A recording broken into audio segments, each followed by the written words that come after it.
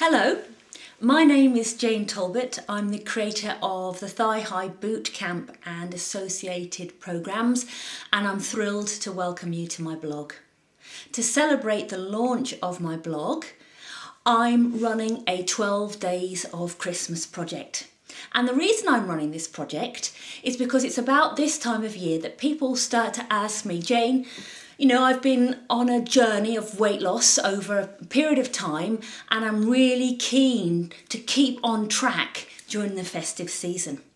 And what I'd like to share with you over the 12 days of Christmas is my take on your staying on track.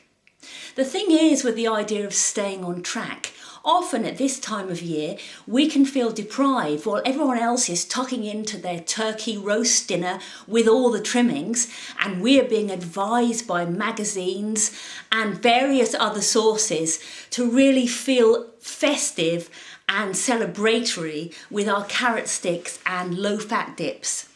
I really think that that's not probably what Christmas is all about. That's not what healthy living is all about. And that's certainly not what my take on staying on track is all about. Because do you know what? I don't know if you've ever sat at a Christmas dinner table and noticed that there are some people who are a healthy weight, who are tucking into turkey and the full trimmings and enjoying the full pleasure of the important ritual of celebrating and sharing food with others. And I think the key to all this is, yes, they are totally and utterly staying on track. But that track isn't an outside track. It's not a series of rules determined by a particular dietary paradigm. That track is their internal track, their natural blueprint for optimal health, and their natural blueprint for a comfortable, confident weight. So over the 12 days of Christmas, I'd like you to explore with me, to go on a journey, to begin to access your own natural track so you can enjoy food pleasurably and leave the guilt at the door knowing you're always on track. Now, I have a rescue dog called Sparky. He's a Jack Russell Terrier, and I have to walk him twice a day. And during those walks, I often ask myself questions, and I take the opportunity to get creative. I take the opportunity to answer my own questions in a way that would make sense to other people. And I ask myself, how can I explain in a nutshell what this process, my take on being on track, might be? And what I came up with was the metaphor of cross-country skiing. Now, you may not have been cross-country skiing before, and I took up the sport quite late in life, in my late 20s, and it appealed to me because you can really start this at any time. And the other thing that was so appealing is that not only can you start it at any time, you can be skiing right on into later life and enjoying the full benefits of being physically active and enjoying nature. And when I went, the first thing they explained to me is before you even get in your skis and before you even lock yourselves into the skiing tracks, which I'll talk about in a moment, the first thing you need to be able to do is assess the conditions and take action. So I like to ski in Scandinavian countries, and the way they ski is on their long skinny skis, they would wax their skis, and the wax they use depends on the weather conditions at the time. So most people are making sure that they're assessing the snow conditions, the temperature conditions, what the weather will be doing over the period of the day. They wax their skis accordingly, and if they've got the right wax on, then they have sufficient traction to move, not too much and not too little. And as conditions change, you may see people stop and re-waxing their skis. So the ability to assess conditions that are changing all the time and take action on those is a really important part of skiing. That's before you've even stepped in the tracks. And if you think about getting on your own natural tracks, our bodies, the conditions are changing all the time. And I'm going to ask and invite you to consider right now, do you pay attention to the changing conditions?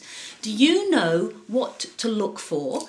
And can you interpret those conditions in a way that allow you to take the right kind of action for you to continue on your journey? The next thing they teach you is about the idea of tracks, and as they are called in Norway, for example, løype.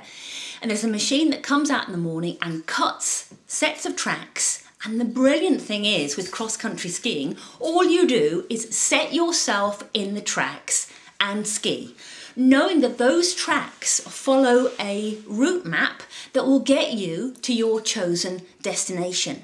And just to help things along the way, there are plenty of signposts. So you've got a map, you've got signposts, and you've got a track.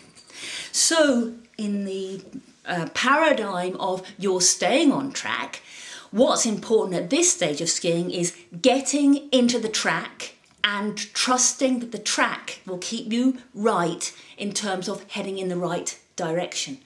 And as far as your track goes, that is your body. And when you begin to trust your body, and when you're in touch with the tracks, and you're paying attention to surrounding conditions and taking action on any changing conditions, you're well on your way to staying on track and really enjoying skiing.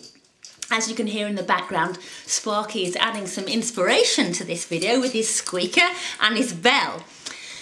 So the final piece really is all about technique. So we can assess conditions, we're waxing our skis accordingly, we're changing the wax when necessary, we've clipped into the tracks, we've got our map, we're following the signposts, and the final thing is technique and skill.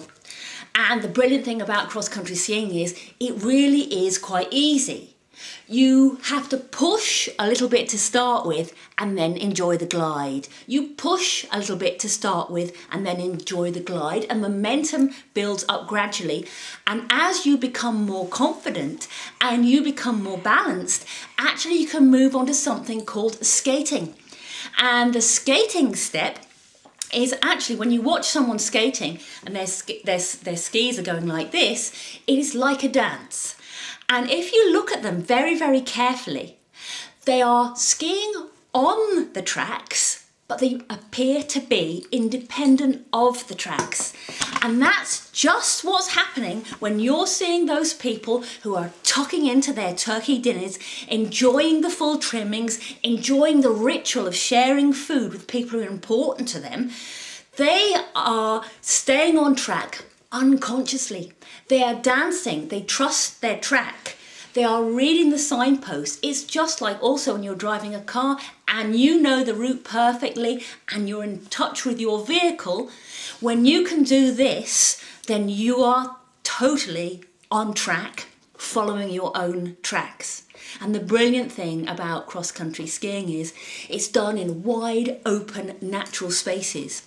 And when you're in these awe-inspiring places, you really get a chance not only to get in touch with nature, but to be getting in touch with your own nature. And when you're in touch with your own nature, that's you naturally on track. So over the period of 12 blog posts, I'll be sharing some tips and some activities, some fun activities, some festive fun activities for you to get involved with to help you assess conditions and take appropriate action, to get on track, to get inside your body and start to respect the messages, and to build skill and confidence in your staying on your own track. And there's an added bonus. I've added some fun in for me too, and I've set myself a creativity challenge that over the period of 12 days, each blog post will have a title, and that beginning letter will contribute to a festive message. And at the end of the 12 days, there'll be a festive message just for you. I really hope you will accept the invitation to get involved, and I really look forward to sharing my gifts with you over the 12 days. Your first blog post will arrive on Christmas Eve, the 24th of December. And all you have to do to receive blog posts direct to your email inbox is just sign up on the sign up button on my website, or just check in and keep visiting. I hope you have a wonderful run up to the holiday season, and I hope Santa brings you everything you've dreamed of. Thank you.